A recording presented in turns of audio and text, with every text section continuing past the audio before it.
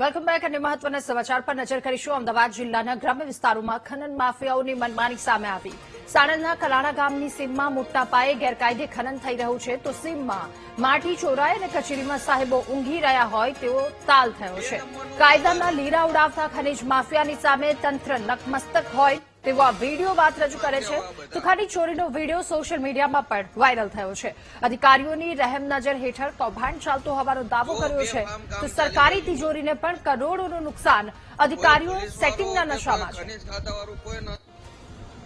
આ શિયાવાડાની શેમમાં આ બધા 2 નંબરનું ખોદે છે.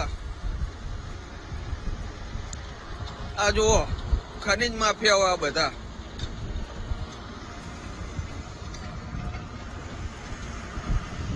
જો 2 ફાર્મ કામ ચાલી રહ્યું છે. કોઈ પોલીસ વાળો કે કોઈ ખનીજ ખાતા વાળું કોઈ નથી આવતું, બધા હપ્તા લે જ છે.